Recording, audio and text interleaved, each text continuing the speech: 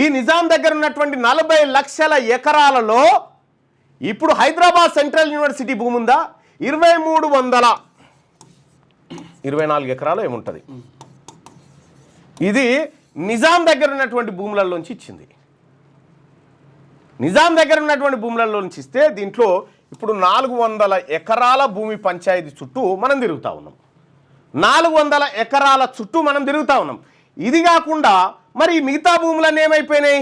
40 లక్షల ఎకరాల భూములు ఏమైపోయినాయి? 40 లక్షల ఎకరాల భూములు ఏమైపోయినాయంటే 1956 నుంచి 70 వరకు రెవెన్యూ మినిస్టర్లు కొండా వెంకటరంగారెడ్డి, నీలం సంజీవారెడ్డి, కాసు బ్రహ్మానందరెడ్డి ఈ రెడ్ల చేతుల్లో ఉన్నటువంటి. ఇక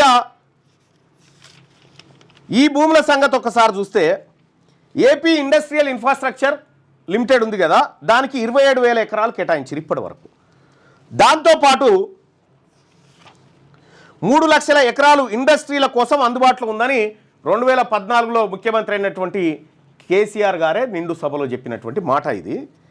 ఇట్లా తెలంగాణ రాష్ట్రంలో ఉన్నటువంటి భూములు ఎటువైనా 40 లక్షల ఎకరాలు అంటే రామానాయుడు స్టూడియో,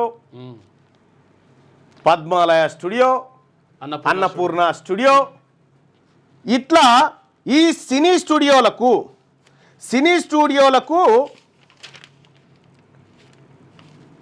2150 ఎకరాలు సినిమా స్టూడియోలకు ఇచ్చేసారు. 2150 ఎకరాల భూమి సినిమా స్టూడియోల దగ్గర ఉంది ఇప్పుడు ఇవాళ. ఇక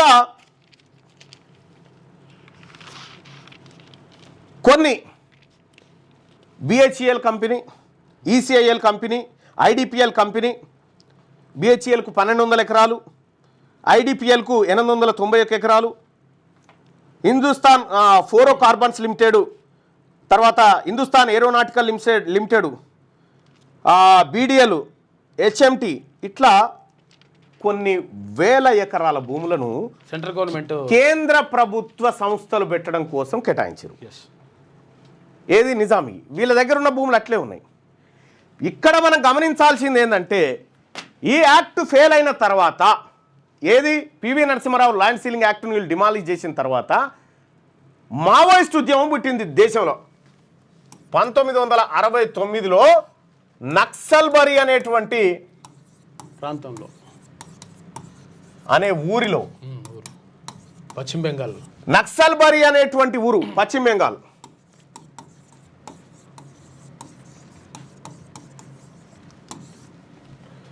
పవన్ కళ్యాణ్ గారు ఒక సినిమాలో ఉంటుంది చూసినావా, ఇది ఒక డైలాగ్, చారు మజుందార్ రాయల్ బెంగాల్ టైగర్ అని చెప్తా ఉంటాడు చూసినావా, ఆ డైలాగ్ మీరు అది ఎక్కడ ఉందేమో చూసుకోర్రి.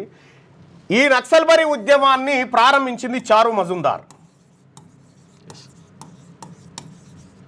చారు మజుందార్ అనేటువంటి వ్యక్తి ఈ ఉద్యమాన్ని ప్రారంభిస్తే ఇది రెడ్ కారిడార్ పేరు మీద ఇక్కడ ఒడిస్సా, బీహారు, ఆంధ్రప్రదేశ్, తెలంగాణ ప్రాంతం, జార్ఖండ్, మహారాష్ట్రలో కొంత ప్రాంతం ఇక్కడికి విస్తరించింది.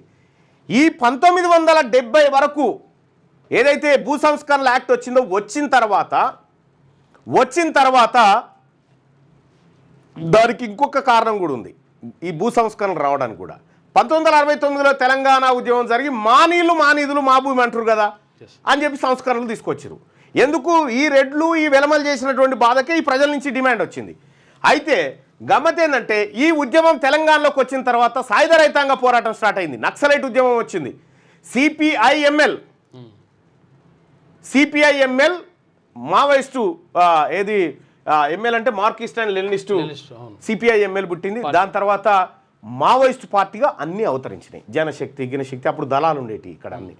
వీళ్ళందరూ ఏం చేశారంటే ఈ ఊర్ల వంటి 100 ఎకరాల భూములు ఉన్నటువంటి దొరలు, భూస్వాములు ఉన్నారు కదా, వాళ్ళకు తుపాకీ పెట్టిరు. వాళ్ళకు తుపాకీ పెట్టి భూములలో ఎర్ర జెండాలు బాతిరు. ఎర్ర జెండాలు బాతితే అన్నల భయానికి వీళ్ళందరూ కూడా ఈ దొరలు, భూస్వాములు, పెత్తందారులంతా పట్టణాలలో వచ్చి పడ్డారు. పట్టణాలలో వచ్చి పడితే అన్నలు ఏం చేసిరంటే, వాడు పారిపోయిన రా, ఈ భూమిని దున్నుకొని బతకని చెప్పిండు. దున్నుకొని బతకని చెప్తే వాళ్ళు ప్రజలు గంతులేసి నిజంగా మాకు అన్నలు భూమి ఇప్పించారని దున్నుకొని కొన్ని దశాబ్దాల పాటు దున్నుకొని బతికిరు. బతికిన తర్వాత కరెక్ట్గా 2014లో 2014లో అప్పుడు 1969లో తెలంగాణ ఉద్యమం ఎవరి బాధల వల్ల పుట్టింది? ఈ రెడ్లు వెలమల బాధల వల్లనే తెలంగాణ ఉద్యమం పుట్టింది. ఆ తర్వాత కమ్మవారు ఎంటర్ అయ్యారు. ఎప్పుడు? 1983లో కమ్మవారు ఎంటర్ అయ్యి వీళ్ళు మరో భూస్వామ్య వ్యవస్థగా మారిపోయారు. అంటే అధికారం వచ్చినటువంటి పరిస్థితిలో వీళ్ళు కూడా ఎంటర్ అయిపోయారు. తెలుగుదేశం పార్టీ ఇక్కడ కమ్మ, వెలమ, రెడ్లు, తర్వాత కొంతమంది ముస్లింలు, కొంతమంది బ్రాహ్మణులు, వీళ్ళందరి వ్యవస్థ చుట్టూ ఎట్లా తిరిగిందో చూడండి. ఇక్కడ 1983లో వాళ్ళు వచ్చారు. ఆ తర్వాత నక్సలైట్ ఉద్యమం తీవ్రమైంది. తీవ్రమైన తర్వాత మనము ఇక్కడ నక్సలైట్లు అందరు నిలగొట్టిన తర్వాత భూములు దున్నుకొని బతున్నాం కదా. అయితే ఈ నక్సలైట్లు చేసిన పొరపాటు, మావోయిస్టులు చేసిన పొరపాటు ఏంటంటే వానికి తుపాకీ పెట్టి దొరని ఆడికే నిలగొట్టిరు. ఎల్లగొడితే ఈ దొర ఏం చేసిండు? అరే ఎట్లాగో నువ్వే దున్నుకొని బతున్నావు కదరా, కాగితం కట్టరు రాసుకుందాం రా అని చెప్పిండు. కాగితం కట్టరు రాసుకుందాం రా అనగానే తెల్ల కాగితం మీదిగో ఈ భూమి నువ్వు దున్నుకో అనగానే వాడు కష్టం చేసి కాళ్ళ కడాలు ఏమున్నాయి ఇంట్లో చెంబు తప్పాలి అమ్మి దొరకు కట్టిన పైసలు. ఆ దొర పైసలు తీసుకొచ్చి హైదరాబాద్లో ఈ జాగీర్దారులు హైదరాబాద్లో రియల్ ఎస్టేట్ దందాలు చేసి వేరే వేరే మార్గాల వైపు డబ్బును తరలించారు. 100 కోట్లు సంపాదించారు. భూమి ఆనే ఉందిగా. మరి ఆ రికార్డులలో ఏముంది? కొండా వెంకట రంగారెడ్డి గారు సృష్టించినటువంటి అనుభవదారుడి కాలం. వాళ్ళు ప్రజలను పట్టాదారులను చేయలే, అనుభవదారుడని చేసిరు. అనుభవించేటోళ్ళని అనుభవదారుడని చేసిరు. ఆ తర్వాత ఇక్కడ అనుభవదారుడు కాలంలో ఇక్కడ వ్యవసాయం చేసుకొని బతుకుతున్నాడు ఉన్నాడు. పట్టదారుడు ఎవడు? మళ్ళా ఈ పట్టణంలో ఉన్న దొరనే. పట్టదారుడు కాలంలో దొర పేరే ఉంటుంది, దున్నుకొని బతికే కాడ ఆయన పేరు ఉంటుంది. పహానీలలో ల్యాండ్ రికార్డ్స్లో 2014లో కేసీఆర్ రాగానే ఏం చేసిందంటే అనుభవదారుడి కాలాన్ని డిలీట్ చేసేసిండు. అది అనుభవదారుడి కాలాన్ని డిలీట్ చేయడంతో హైదరాబాద్లో ఉన్నటువంటి దొరలు, రెడ్లు, భూస్వాములంతా ఇది మా భూమి అని మళ్ళా దిగిరు. ఒకవేళ ఈ పేదవాడు కోర్టుకు పోయిండనుకో, కోర్టుకు పోయకంటే ముందు ఈయన ఏం చేసిండు? రైతు బంధు అనేది తెచ్చిండు. రైతు బంధు తెచ్చి వీళ్ళ భూములను ఈ పట్టాదారుడికే భూమి పైసలు అని చెప్పి వాళ్ళ భూములను లీగలైజ్ చేసేసిండు గవర్నమెంట్. ఈ దొర హైకోర్టుకు పోయి ఇగో రాష్ట్ర ప్రభుత్వమే గుర్తించి నాకు రైతు బంధు కూడా ఇచ్చింది సార్ అని చెప్పి చూపించింది. అయిపోయి ఇక్కడ అనుభవదారుడి కాలంలో ఉన్నటువంటి ఈయన తెల్ల కాగితం పట్టుకొని పోతే తెల్ల కాగితాలు జల్లే అని చెప్పిండు. దానికి ప్రజలంతా లొల్లి పెడితే ఏం చేసిండు కేసీఆర్ గారు? సాదా బైనామా రెగ్యులరైజేషన్ అని పెట్టిండు. సాదా బైనామా నువ్వు దున్నుకొని బతున్నా అంటున్నావు, ఈ భూమి నీ పేరు మీద పట్ట కావాలంటున్నావు కదా, నీకు పట్ట కావాలంటే నీకు ఇచ్చిన దొర దగ్గరికి పోయి సంతకం పెట్టించుకురాపో అని చెప్పిండు. మళ్ళా ఆ దొర దగ్గరికి పోతే పైసలు లేకపోతే సగం భూమి ఇట్లా మళ్ళా కొట్టేసిరు. ఇట్లా కొట్టేస్తే ఇవాళ తెలంగాణ రాష్ట్రంలో పేద వర్గాల చేతికి రావాల్సిన 1,40,00,000 ఎకరాల భూముల్లో ఎవరి చేతిలో ఉన్నాయి ఇవాళ? అది మళ్ళీ ఒక ఎపిసోడ్లో చెప్తా, ఎవరి దగ్గర ఎంత ఉన్నాయి ఏం కథ అనేది. ఇట్లా ఈ పేద వర్గాలకు రావాల్సిన 1,40,00,000 ఎకరాల భూమి ఇగో ఇట్లా దొంగతనంగా పోతే ఇది ఇడిచిపెట్టి 400 ఎకరాల భూమి కాడ మనం పంచాయతీకి దిగుతా ఉన్నాం. ఇప్పుడు తేలాల్సింది ఇది కదా. ల్యాండ్ సీలింగ్ యాక్ట్ పెడితే ఆ వర్గాలంతా ఎంత గందరగోళం చేసినాయి ఆ రోజు సభలో. ఒక ముదిరాజు బిడ్డ ఆయన లేకపోతే ఇవాళ ల్యాండ్ సీలింగ్ యాక్ట్ ఉండేదేనా? ఇక్కడ మనం గమనించాల్సింది ఏంటంటే ఈ భూములు ఇప్పుడు అనుభవిస్తున్న వాళ్ళే కాదు, ఇవి ఒరిజినల్గా ఆ భూమిని దున్నుకొని బతికిన పేద వర్గాల వాళ్ళే. ఓవైపు ఇటు ఈ దోపిడీ చేస్తూ ఉంటే అనేకమైనటువంటి మరి వీళ్ళకు అప్పచెప్తే రెడ్లకు వెలమలకు 70 ఏళ్ల సంది రాజ్యాన్ని అప్పచెప్తే వీళ్ళు చేసిన తతంగం ఇగో ఇది. మరి ఆ రోజు నిజాం మీద తిరుగుబాటు పోరాటం ఎవరు చేయించారు? వీళ్ళే మళ్ళా ఈ ప్రజలను ఇంట పెట్టుకొని పోయి, ఎందుకంటే ఆయన తప్పుకుంటే అవన్నీ మనకు వస్తాయని వాళ్ళకు వస్తాయని అది చేసిరు. ఆ తర్వాత ప్రత్యేక తెలంగాణ పోరాటం కేసీఆర్ ఎందుకు మొదలుపెట్టిండు? మళ్ళా రెడ్లను ఎదుర్కోవడానికి ఇదే ప్రజల్ని వాడి ప్రత్యేక తెలంగాణ పోరాటం చెప్పి మళ్ళా 10,000 ఎకరాల భూముల్ని హైదరాబాద్ చుట్టుపక్కల కొట్టేసిరు వాళ్ళు. అంటే మనమేమో కొట్లాట కాడ, వాళ్ళేమో లెక్కల కాడ, పంచుకునే కాడ వాళ్ళు ఉన్నారు. మనం అర్థం చేసుకోవాల్సినటువంటి విషయం ఏంటంటే 70 సంవత్సరాల వీళ్ళ పరిపాలన, నిజాం పరిపాలన. నిజాం గొప్పవాడా వీళ్ళు గొప్పవాళ్ళంటే నిజామే గొప్పవాడు. నిజామే గొప్పవాడు. నిజాం మీదికి మనని శత్రువులుగా తయారు చేసి, నిజాం రజాకారులు చేసిన అరాచకం అది మామూలు అరాచకం కాదు. ఆ అరాచకానికి వంత పాడిందే ఈ వర్గాలోనే. ఇక్కడ మనం గమనించాల్సింది ఏంది, నిజాం ఇప్పుడు వీళ్ళు వచ్చి మీకు రోడ్లు ఓపిస్తాం, మీ ఊరికి బస్సు వేస్తాం, మీ ఊరికి రైలు ఇస్తాం, మీకు సబ్స్టేషన్ ఇస్తాం. వీళ్ళేంది ఇచ్చేది రొట్టెపీసు? నిజాం సంస్థానంలో, నిజాం హైదరాబాద్ స్టేట్లో 1910 కరెంటు బుక్ గెలిగింది. 1800 సంవత్సరంలోనే రైలు తిరిగింది. నిజాం సాగర్ ప్రాజెక్టు వెనకట్నే కట్టిర్రు. అది ఎన్ని కంపెనీలు నిజాం పెట్టినటువంటి కంపెనీలు ఒక్కసారి ఆ లెక్క చూడ్రి. వీళ్ళు మనకు చేసింది ఏం లేదు సుమా, వీళ్ళు మనకు చేసింది ఏం లేదు. నిజాం స్థాపించినవి ఒక్కసారి చూద్దాం.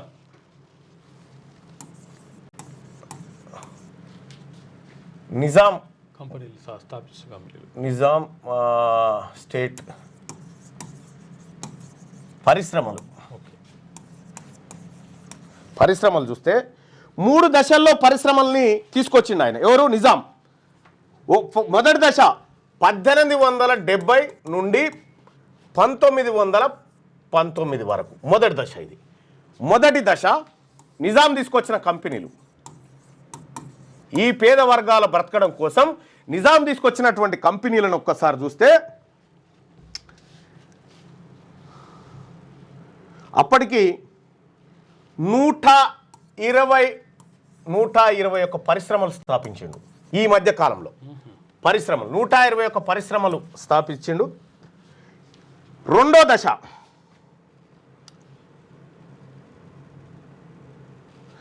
ఆ పరిశ్రమలలో 121 పరిశ్రమల్లో నిజాం షుగర్స్ అనేటువంటి పరిశ్రమ ఆసియా ఖండంలోనే అతిపెద్ద చక్కెర ఫ్యాక్టరీ. స్థాపించిన రోజుల్లో ఆసియా ఖండంలోనే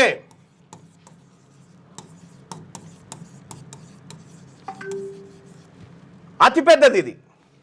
ఏది? నిజాం షుగర్స్. ఇక రెండోది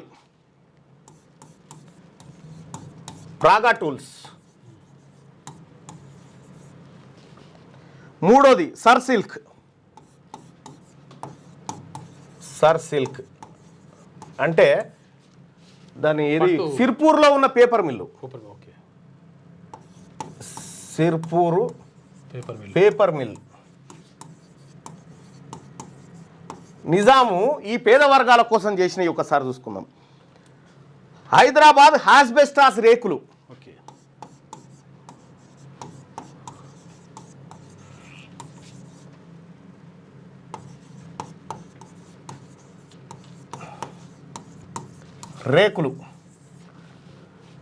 తర్వాత విఎస్టి. ఆర్టీసీ క్రాస్ రోడ్ దగ్గర ఉంటుంది కదా విఎస్టి అంటే Wazir Sultan tobacco company. Wazir Sultan tobacco company పారిశ్రామిక వాడాది. అది ఇప్పుడు ఆజామాబాద్ ఇండస్ట్రియల్ ఏరియా అంటారు దాన్ని. విఎస్టి ఆర్టీసీ క్రాస్ రోడ్ పోతుంటుంది విజయనగరం నుంచి. RTC Wazir Sultan tobacco company, cigarette company. అది జిందా తిలిస్మాత్.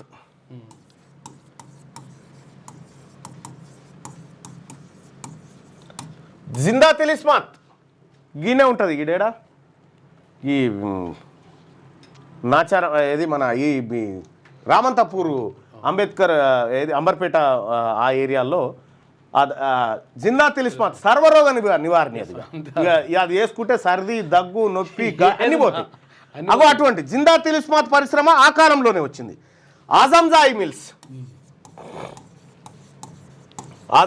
మిల్స్. ఇది బట్టల మిల్లు వరంగల్లో ఉంటుంది. 10,000 మంది కార్మికులు. ఇలా 10,000 మంది కార్మికులు. హైదరాబాద్ స్టేట్ బ్యాంక్, ఇక వీళ్ళు బ్యాంకులు తెస్తారు. హైదరాబాద్ స్టేట్ బ్యాంకు ఈ సంస్థానానికి, ఈ దేశానికి, అప్పుడు సపరేట్ దేశం కదా మనది. హైదరాబాద్ స్టేట్ బ్యాంక్ 1941లోనే మన కాడ బ్యాంక్ పెట్టిండు. ఎవరు? నిజాం. Hyderabad state bank. అయితే 1869లోనే ఒక బ్రాంచ్ ఉంది, బెంగాల్ బ్రాంచ్ది. ఆ బ్యాంకు ఫస్ట్ బ్యాంకు.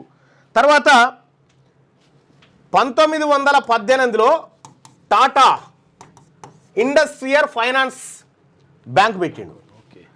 ఆ తర్వాత డిబిఆర్ మిల్స్,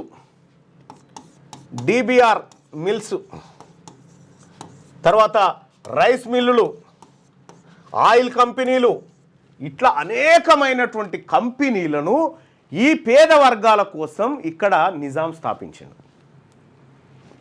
ఈ అజంజాయి మిల్లు పోయింది, స్టేట్ బ్యాంక్ ఆఫ్ హైదరాబాద్ పోయింది, అందులో విలీనం అయిపోయింది.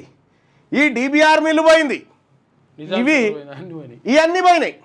ఇవన్నిటిని మింగేసి వీటిని, ఈ భూములన్నీ ఖాయిలాబడ్డ సంస్థల కిందకి తీసుకొచ్చి కొట్టేసి రగ్బక్ సగ్గక్.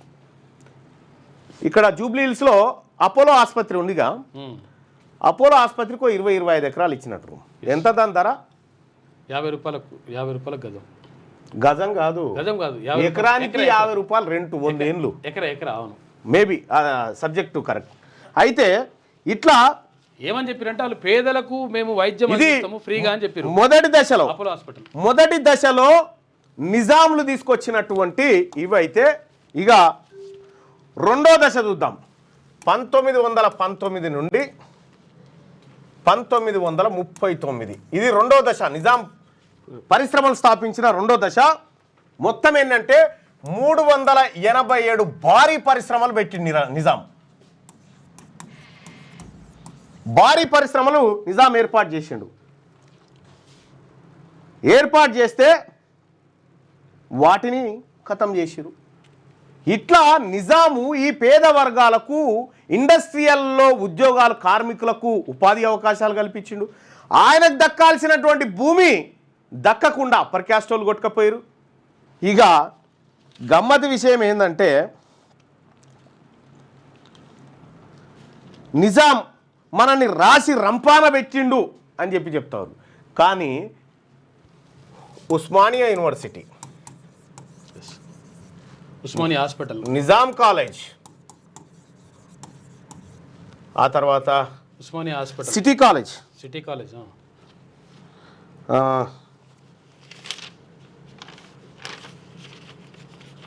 అదే కదా సిటీ కాలేజ్, ఉస్మానియా హాస్పిటల్, ఆ తర్వాత ఇట్లా అనేకమైనటువంటి విద్యా సంస్థల్ని పెట్టి విద్య కోసం ఒకవైపు పాటుపడ్డాడు. ఇండస్ట్రీలు పెట్టి ఈ పేద వర్గాలను ఆదుకోవాలని ప్రయత్నం చేసిండు. సో నిజాం పరిపాలన 1948 సెప్టెంబర్ 17 నాటికి తెలంగాణ ప్రజలారా మన నెత్తి మీద ₹1 అప్పు పెట్టలే నిజాం. ₹1 అప్పు పెట్టకపోగా ఈ 1,40,00,000 ఎకరాల భూములు, ఈ కంపెనీలు, ఇవన్నీ నిజాం తీసుకొచ్చినటువంటి, నిజాం మనకిచ్చిపోయినటువంటి సంపద. ఉస్మానియా హాస్పిటల్ తర్వాత ఇక్కడ ఇప్పుడు హైకోర్టు, ఇప్పుడు అసెంబ్లీ, అవన్నీ కూడా అప్పుడు నిజాం కట్టించినాయి. నిజాం హయాంలో Allwyn company, Nizam sugars, Allwyn company 1990 దాకా బాగా నడిచిన ఈ కంపెనీలన్నీ. అది కానీ హిందుస్థాన్ ఏరోనాటిక్స్ లిమిటెడ్ కానీ, IDPL కానీ, ఇవన్నీ కేంద్ర ప్రభుత్వ సంస్థలు ఉన్నాయి కొన్ని. ఈ కేంద్ర ప్రభుత్వ సంస్థలు ఇక్కడ జరిగినటువంటి కుట్ర చూడరు ఎంత బాగుందో. కేంద్ర ప్రభుత్వం ఏం చేసిందంటే ఇక్కడ అనేకమైనటువంటి సంస్థలు పెట్టింది. BHEL, ఆ తర్వాత ECIL, HMT Hindustan machine tools అనేటువంటి company, IDPL Indian pharmaceutical limited company. ఈ కంపెనీలన్నీ కేంద్ర ప్రభుత్వ సంస్థలు పెడితే కరెక్ట్గా 1990 తర్వాత ఈ సంస్థలన్నీ ఖతం చేసిర్రు. ఎందుకు ఖతం చేసిర్రు ఈ అగ్రవర్ణాలోళ్ళు అంటే 1990లో బీసీలకు రిజర్వేషన్, ఎస్ ఉద్యోగాలలో రిజర్వేషన్ అనేటువంటిది 27% రికమెండ్ చేసిన మండలు. దాన్ని విపి సింగ్ 27% రిజర్వేషన్ ఓకే చేసిండు. ఇప్పుడు 27% రిజర్వేషన్ తీసుకొని ఈ కంపెనీలలో చేరితే వీళ్ళు పెద్దోళ్ళు కదా, అందుకే ఈ కంపెనీలనే మూసేస్తే కథం అయిపోతుంది కదా అని కంపెనీలను మూసేసారు. అంటే నీకు నిజామేమో కంపెనీలు తెరిచి నీకు ఉద్యోగాలు ఇస్తే ఉన్న కంపెనీలలో నీకు రిజర్వేషన్ ఆధారంగా వస్తున్నాం అని చెప్పి కంపెనీలు మూసి కంపెనీల పేరు మీద ఉన్నటువంటి 1000 ఎకరాల భూములను ప్రైవేట్ పరం చేసి అమ్ముకున్నారు. కథం చేసి పడేసారు. 2000 సంవత్సరంలో చంద్రబాబు నాయుడు గారు నిజాం షుగర్ అమ్మేసాడు. ఎన్ని 1000 ఎకరాల భూములది, చాలా ఉన్నాయి. ఇట్లా బీసీ ప్రజలారా, ఎస్సీ ప్రజలారా, ఎస్టీ ప్రజలారా, ఎస్సీ ఎస్టీ వాళ్లకు రిజర్వేషన్ ఉంది కాబట్టి కంపెనీలలో వాళ్ళకు ముందు నుంచే వచ్చింది. కానీ బీసీలకు రిజర్వేషన్ 92లో స్టార్ట్ అయింది కాబట్టి ఈ రిజర్వేషన్ కాయిదాలు తీసుకొని ఉద్యోగాలలోకి వస్తున్నారు వీళ్ళని చెప్పి కంపెనీలనే మూసేసిరు. అంటే నీళ్ళు తాగటానికి వస్తే కుండ వాళ్ళకు పెట్టినట్టుగా కంపెనీలనే ఖతం చేసిరు. మీకు ఒక విషయం చెప్తా, ఈ ఐడిపిఎల్ అనేటువంటి కంపెనీ ఉంది కదా, ఈ ఐడిపి అనేటువంటి కంపెనీల్లో కల్లెం అంజిరెడ్డి అనేటువంటి వ్యక్తి ఇందులో ఈ Indian drugs and pharmaceutical company లిమిటెడ్లో ఈయన ఉద్యోగిగా చేరి ఇంట్లో ఫార్ములాలు ఖతం చేసి రెడ్డీస్ ల్యాబ్ అని పెట్టిండు. రెడ్డీస్ ల్యాబ్ ఇవాళ 1000 కోట్ల సామ్రాజ్యంలో ఉంది. ఐడిపిఎల్ మూతపడ్డది. వీళ్ళకి అప్పచెప్పిన ఏ వ్యవస్థను కూడా వీళ్ళు సమర్థవంతంగా నిర్వహించకుండా సత్యనాశనం చేసి వాళ్ళ వర్గాల కోసం ఇచ్చారు. 78 సంవత్సరాల నుంచి వీళ్ళకు రాష్ట్రాన్ని అప్పచెప్తే నిజామేమో మన నెత్తి మీద ఒక్క అనా పైసా ఖర్చు లేకుండా అప్పు పెట్టకపోతే వీళ్ళు 8 లక్షల కోట్ల రూపాయలు పేద వర్గాల మీద అప్పు చేసి భూములు, అధికారం అన్ని వాళ్ళ దగ్గర పెట్టుకున్నారు. ఎందుకు రావాలి తెలంగాణ రాష్ట్రంలో బీసీ రాజ్యం అంటే ఇగో ఇట్లా 1,00,000 ఉదాహరణలు చెప్తా. నేను 1,00,000 ఉదాహరణలు చెప్తా. వీళ్ళు కంపెనీలు పెట్టి కంపెనీల ద్వారా గ్రూప్ 1లో చిన్నది గ్రూప్ 1 ఇప్పుడు అంశము. ఎందుకంటే నేను చెప్తుంది మొత్తం హిస్టరీ చెప్తా ఉన్నా. నీకు ఉద్యోగాలే లేకుండా చేస్తూ ఉంటే కంపెనీలే ప్రైవేటీకరించితే అందులో ప్రైవేటు కంపెనీలలో రిజర్వేషన్లు ఉండే కదా, అందుకోసమే వాటిని కొల్లగొట్టిరు. 32 ఎకరాలు ఇచ్చారు అపోలో ఆసుపత్రికి. అన్నీ తెలుసు, నీతో ఎమ్మెల్సీ చేసింది ఇది కాదు అన్న, బీసీ అధికారంలోకి రాకుండా 30 సంవత్సరాల వరకు ఏం పీకలేం, ఇది తెలుసుకోండి ముందు గ్రూప్ 1 అని చెప్పి చెప్తా ఉన్నాడు. ఇగో ఈయన నేను మరో మతుకున్న 29 జీవో కొంపలు మూస్తుందిరా అంటే ఆయన ఎవడు వెళ్ళలే. ఇట్లా ఇగో వీళ్ళ పరిస్థితి ఇట్లా ఉంది. నేనేం చెప్తా ఉన్నంటే మొత్తం ఈ రాజ్య పరంపరలో ఈ క్రమం ఏదైతే ఉందో నిజాం నుంచి మనకు రావాల్సినటువంటి ఆస్తులు మనకు రావాల్సిన ఎవడు అనుభవించాలి? బాధితుడు అనుభవించాలి. నిజాం కాలంలో రజాకారులు, భూస్వాములు, పెత్తందారుల తోట చేత అణచివేయబడ్డటువంటి వర్గాలకు నిజాం సంపద రావాలి. కానీ నిజాం సంపద ఇక్కడ ఉన్నటువంటి బీసీ, ఎస్సీ, ఎస్టీలకు ట్రాన్స్ఫర్ కాలే, మళ్ళా పెత్తందారులు, భూస్వాములు, వెలమలు వీళ్ళకు ట్రాన్స్ఫర్ అయిపోయింది. రాహుల్ గాంధీ గారి వార్త చూసిన తర్వాత సార్ నేను రాహుల్ గాంధీ గారిని అడుగుతా ఉన్నా, ఈ తెలంగాణ రాష్ట్రంలో బీసీలకు దక్కాల్సినటువంటి భూములు, కంపెనీలు, ఉద్యోగాలు, సంపద ఇదంతా మాకు దక్కకపోగా వీళ్ళంతా కలిసి 8 లక్షల కోట్ల అప్పు చేసి పెట్టిరు మా నెత్తి మీద.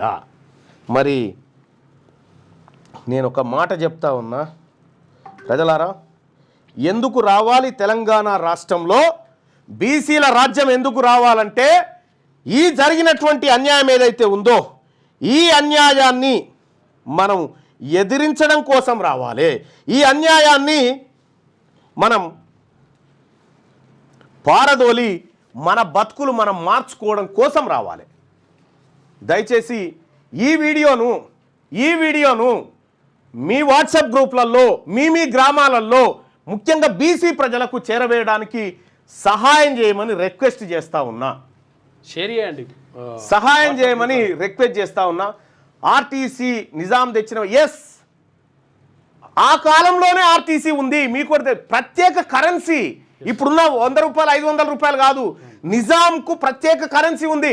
ప్రపంచంలోనే 5వ అత్యంత కుబేరుడు నిజాం, ధనవంతుడు. నిజాం అత్యంత పెద్ద ధనవంతుడు. అటువంటి వ్యవస్థ నుంచి మొత్తం సారాన్నంతా వీళ్ళు దొంగతనం చేసి పేదవాడికి భూములు పంచాలని పివి నరసింహారావు ఏది ల్యాండ్ సీలింగ్ యాక్ట్ తీసుకొస్తే ఈ బిల్లుకు నేను ఇంట్రడ్యూసే చేయనియా అని చెప్పి పిడతల రంగారెడ్డి స్పీకర్ చైర్ నుంచి దిగిపోతే బీసీ బిడ్డ స్పీకర్ చైర్ మీద కూర్చొని ఆ యాక్ట్ తెస్తే ఆ యాక్ట్ను కూడా ఖతం చేశారు వీళ్ళు. కుక్క పేరు మీద నక్క పేరు మీద తీసుకొచ్చారు. సో నేను దయచేసి రిక్వెస్ట్ చేస్తూ ఉన్నా సోదరులారా, నేను ఈ విషయాలు చెప్పడానికి అనేకమైనటువంటి పుస్తకాలు, అనేకమైనటువంటి ఆలోచనలు మన బీసీ మేధావి వర్గంతో డిస్కషన్ చేసి చెప్తా ఉన్నా. ఇక ఇదే కాదు, ఇంకా ప్రతి అంశంలో జరుగుతున్నటువంటి చెప్తా.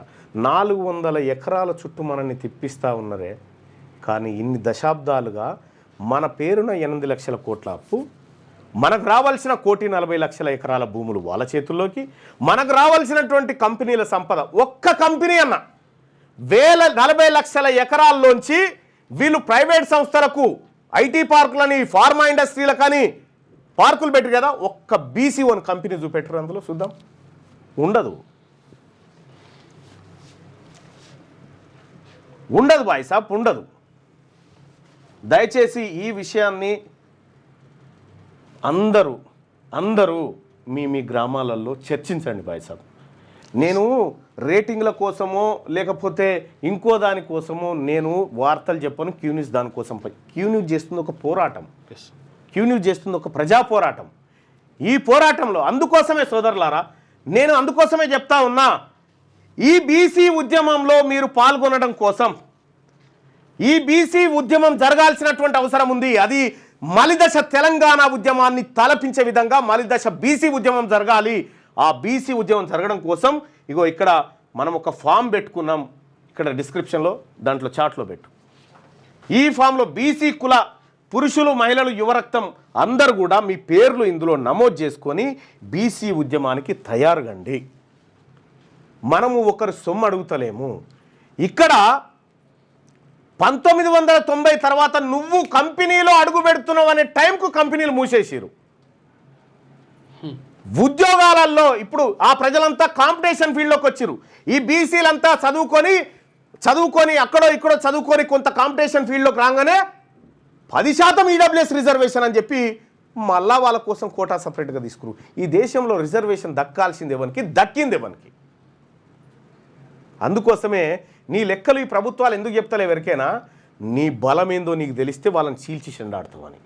నీ కులాల లెక్కలు చెప్పండి. అందుకే కులగణన చేసినాం దేశవ్యాప్తంగా అని చెప్తూ జూటా ఇది.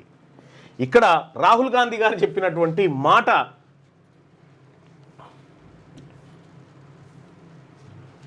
ఇగో పెద్ద పెద్ద కార్పొరేట్లకు మేలుతో యువతకు ఉద్యోగాలు వస్తాయా?